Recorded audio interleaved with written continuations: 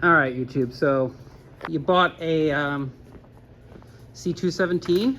Thought it was going to be great, and you had some peeling on the dashboard you wanted to get rid of, huh?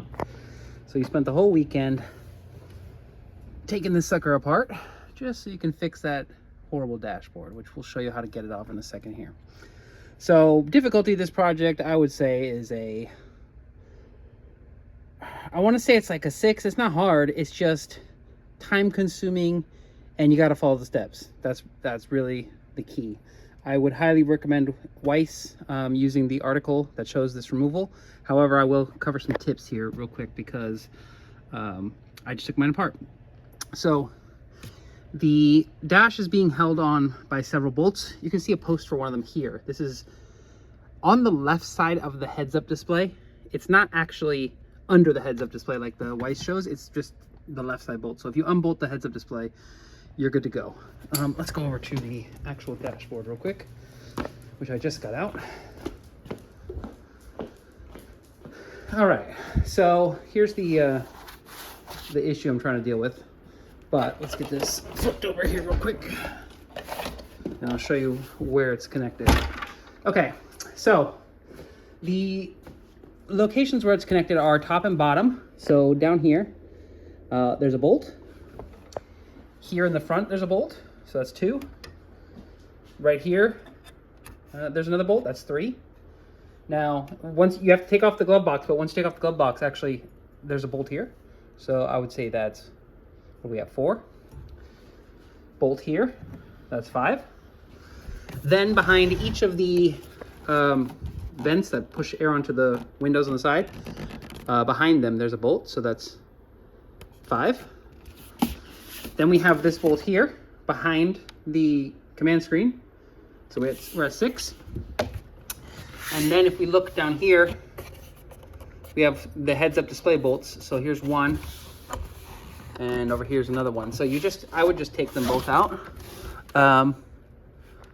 Looks like mine was busted. Oh no, that's just from going away. I don't know if mine's broken or not there. But you just take both. I would say you take both of those out.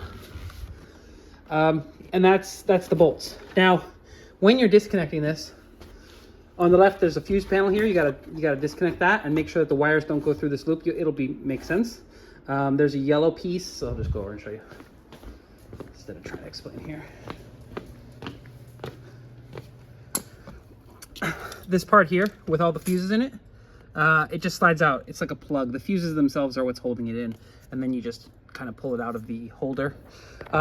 Keep in mind that there's a lot of other plugs that it says to disconnect, so you need to disconnect like the potentiometer, the headlights, the brake connector. I think that's just part of the thing. There's going to be an airbag under here for the driver's side footwell. This is for the steering wheel thing, but it's all in the instructions. The one that you got to watch out for, this one right here in the middle, I actually didn't see it listed, and it's like connected behind the middle 4 vents. You need to disconnect that as well.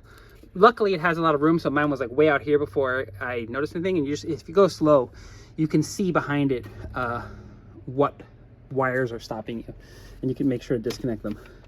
This little guy here, this tower, you will have to come up and over it. You can actually look through the front little panels where the heads-up display was, or sorry, where the instrument panel was, so you can see behind it. But you just need to make sure you go over that. Yep. You do have to take out both seats. There's a little bit of a trick here. This connector, which is for the air, I would just use a pair of ring pliers and just split it. So if you look,